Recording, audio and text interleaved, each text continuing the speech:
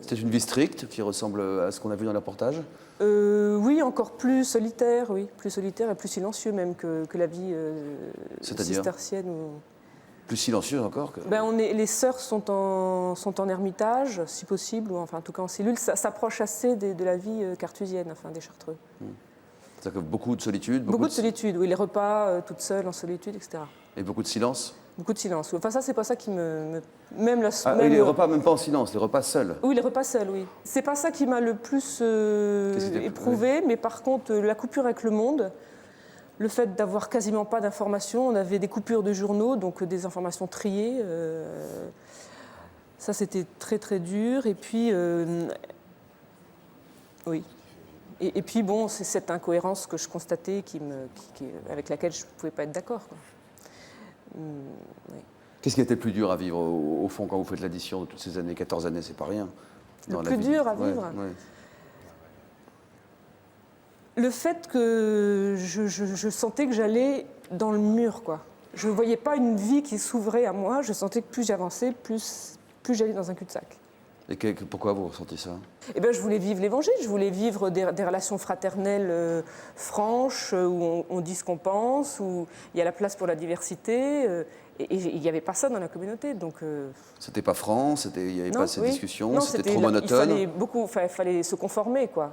Se conformer dans son attitude, se conformer dans son discours. Donc pas de diversité, alors? Non, pas du tout. Vous parlez de manipulation mentale, vous allez assez loin, mais oui. Est-ce que c'est pas simplement la mère prieure qui essaie de vous rassurer en agitant des démons et quelques mots simples dans des moments d'errance que peuvent connaître tout moine ou toute moniale? Est-ce que c'est vraiment de la manipulation? Qu'est-ce qui vous fait dire ça? Oui, j'ai quand même, depuis que je suis sortie, j'ai bien réfléchi à ce que j'avais vécu, à ce que d'autres ont vécu. Et vous voulez que je vous explique pourquoi je parle de ça? De manipulation, volontiers. Oui, il y a en toute personne ce qu'on appelle la voie de la conscience. Et c'est ce qui aide chaque personne à conduire sa vie de manière la plus droite possible. Or, si vous arrivez à convaincre une personne que la voie de sa conscience est en fait la voie de son vieil homme, c'est-à-dire la voie du péché, voire même la voie du démon, si vous arrivez à la convaincre, vous pouvez faire tout ce que vous voulez de cette personne. Parce qu'à ce moment-là, on substitue la voix de sa conscience à une autre parole. Et donc il n'a plus de conscience. Voilà. Et donc vous n'aviez plus de conscience.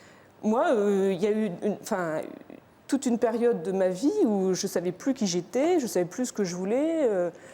Ce qui venait de moi, on me disait, non, ça c'est le démon. Donc vous avez perdu tout libre arbitre, quoi. Voilà, c'est ça. Est-ce que vous comprenez ce qu'a pu ressentir cette personne? Oui.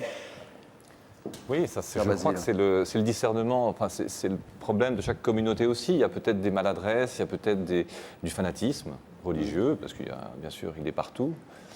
Et voilà, et ça peut être une conséquence. Ouais. L'interdit de la diversité de pensée, ça c'est... Ah non, ça c'est grave, ça. Ça c'est grave? Ah oui, c'est complètement... ça n'a rien de chrétien, ça. Ouais. Donc c'était lié à la personnalité de la mère prieure, dans ce cas-là? Oui, là, il faudrait reprendre toute l'histoire. Oui, d'accord, ce serait évidemment trop long, mais vous pensez que c'est lié à la personnalité d'une femme ou c'est... Oui, absolument, de la personne qui a initié cette communauté. Oui. Après 14 ans, comment vous êtes parti? La prieure générale m'avait dit, pour les graves questions qui occupent ton cœur, il faut que tu rencontres un certain prêtre qui faisait partie de la communauté, ce qui est aussi des frères. Bon. Et en fait, ce prêtre a été tellement odieux avec moi parce qu'il m'a dit « Mais vous n'avez rien compris à la vie monastique, il faut que vous recommenciez tout. » À zéro. Voilà. Il faut recommencer votre noviciat. Au bout de 14 ans. Voilà. Et ça, c'était la goutte qui a fait déborder le vase. Qu'est-ce qui lui a fait penser? Mais heureuse goutte, parce que, bon, c'était pas possible. Là, vous avez dit « Je pars ». Donc, il y a eu vraiment un avant et un après, un déclic. Et à partir de ce moment-là, les sœurs pouvaient me dire tout ce qu'elles voulaient, essayer de m'amadouer ou ça c'était fini. J'étais libérée de l'emprise que j'avais subi dans cette communauté. Vous avez rendu votre habit? Voilà. Comme on rend sa plaque et son flingue dans les films policiers. Oui. J'ai demandé de l'argent nécessaire pour m'acheter des... Donc je suis allée habillée en sœur acheter des vêtements laïques, parce que je voulais absolument laisser les habits au monastère. Et voilà. Et vous êtes partie? Et je suis partie. Avec quoi dans les poches? Un petit peu d'argent de poche et les habits que j'avais sur moi. C'est tout? C'est tout. Et qu'est-ce que la mère prieure a dit aux autres sœurs pour expliquer votre départ? Eh bien, elle leur a dit que j'allais dans un autre monastère. Ce qui est un mensonge, pas tant, bien sûr. Et vous n'avez pas pu le dire aux autres que vous partiez? Ça, c'est quelque chose que je regrette. J'ai pas eu le courage d'interrompre et de dire, écoutez, la sœur vient de vous dire ça, mais en fait, je pars. J'ai pas eu le courage. C'était devant vous, pourtant? Oui, c'était devant moi. Vous auriez pu le dire, quoi. Ouais. Oui. Quand